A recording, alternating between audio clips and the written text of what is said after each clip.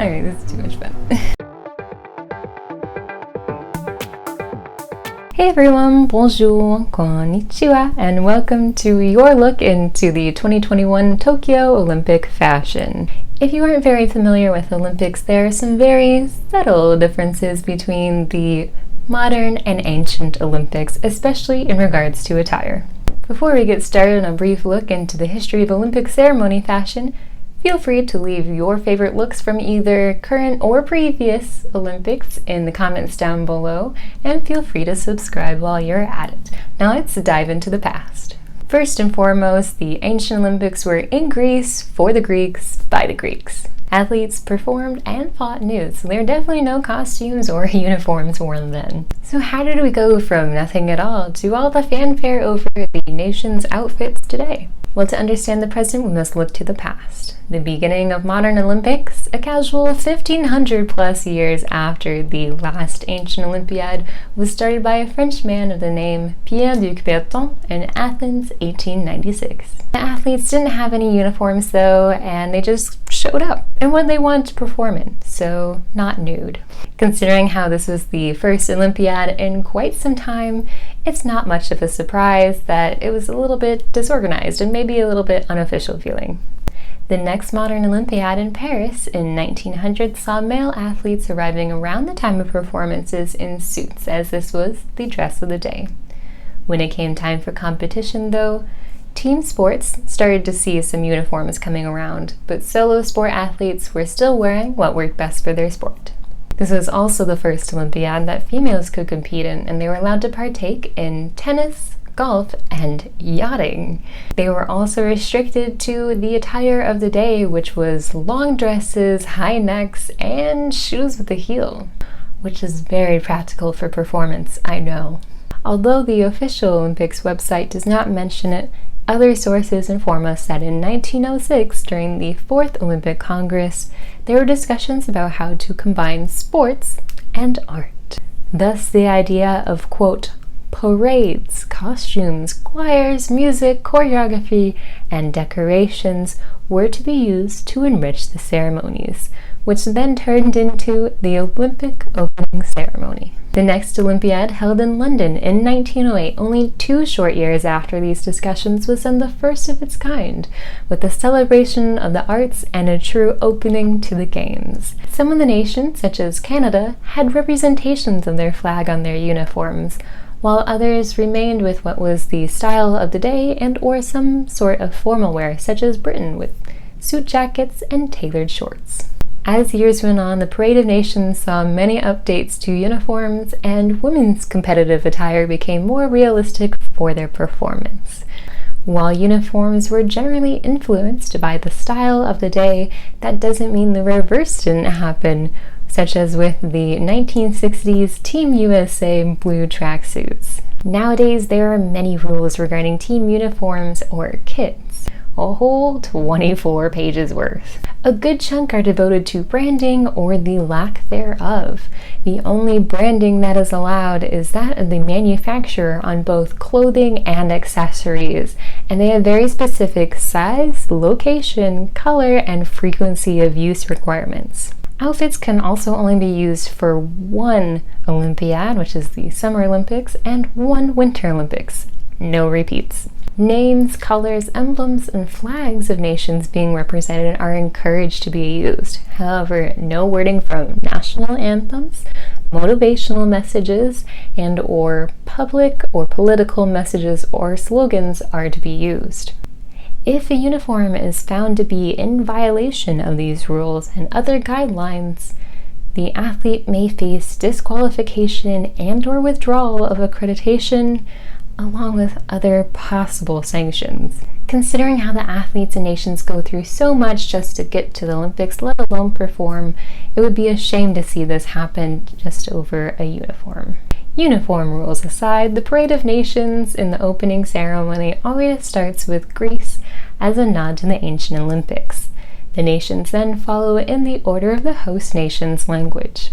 It's now time to go over the 2021 Tokyo Olympic Parade of Nations.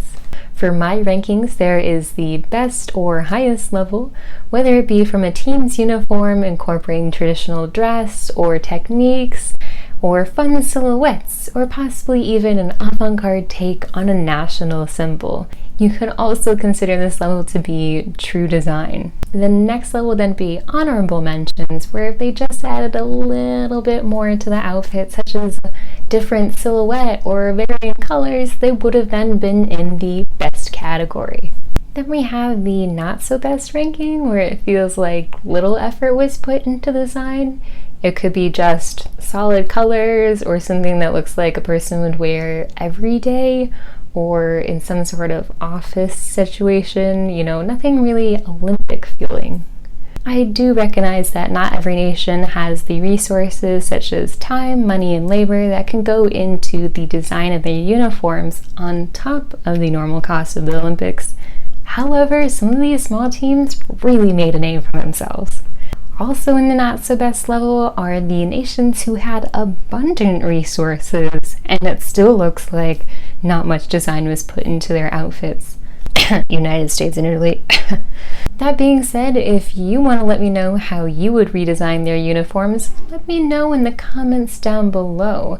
And if you're more the person who would rather show how you would redesign their uniforms, go ahead and post those on Instagram and tag me in them, and we can share in the redesigns. To start off the best level rankings, we're going to look at Greece. The men's looks were a little bit meh, but the dresses were so chic with their colorful pleating. And when I said some of these small teams really made a name for themselves, Liberia was one of them. They were fully sponsored and, of course, outfitted by their designer, Telfar. Telfar is a Liberian-owned and Brooklyn-based brand. Now, if you want to talk about some actual design innovation with the mixing of traditional silhouettes and modern activewear, this is what you want to look at. Their competition uniforms are innovative as well. Absolutely love them. And for the next team, if you didn't know teal wasn't one of their national colors, you would think it was. Iran blended teal in so well with their national colors of green, red, and white. I especially adore how the flag was worked into a ruffle on the shoulder. Now at first, Colombia's uniforms were almost put into my honorable mentions list because I only briefly saw them on TV and it was so zoomed out I couldn't see the detail. So once I saw the detail of these yucatas designed by Toto, I thought they were incredible. The print is so well done. And if you haven't heard by now, this is definitely not the first time that Tonga's male flag bearer has been shirtless for the Olympics. However, what he and the female flag bearer are actually wearing is pretty dang awesome. I love the layers for him along with the belt and front panel on the dress, and I feel like they connect back to each other. The country of Benin also had some really cool outfits with some pink and teal flowers printed on a violet background, and I also love the scalloped finishes along all the edges. Really makes it feel lively. Moving on to the honorable mentions list, we have India to start off with. The navy and gold that they use is a great combo, and I love the detail that they put in gold on the collars. However, I really wish I could see more of it. There is such lovely craftsmanship that goes in garments in India. I also really enjoyed Ghana's colorful kente cloth panels that provided some details to some otherwise simple uniforms. The Czech Republic also had some really cute polka dot-like fabric that was created using traditional techniques. However, the colors and the rest of the silhouettes are very simple.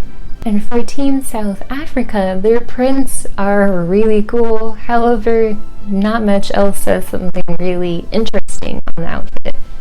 And now we're moving on to the not so best looks. We'll start off with Italy's, which was designed by Armani.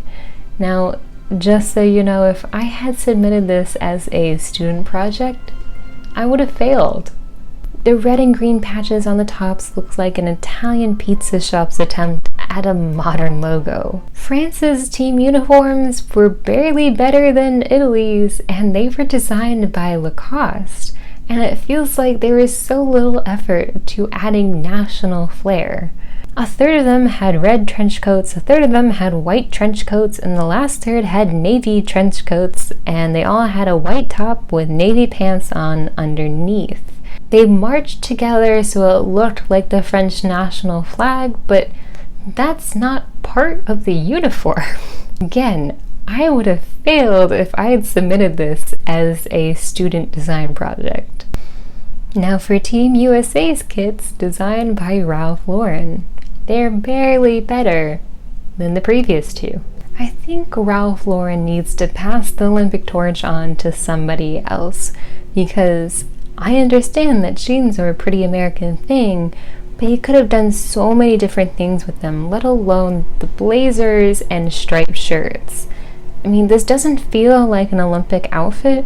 It feels like a casual Friday outfit for someone who works in a more conservative office. I'm a secret sports nut, so this is really exciting for me. I'll leave all my sources down below, along with links to slideshows and articles about apparel across Olympic history if you would like to learn more. This will also be replacing my usual trend recap, as the June and July magazines were both pretty slim, so I'll be sharing some of my top looks on my Instagram in upcoming days. So let the games carry on, and as always, take care, and I'll be seeing you here in the next video.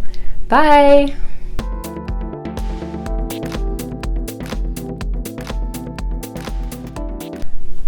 Also, this is like my modern Greek Olympics hair, so like, don't make me braid it again.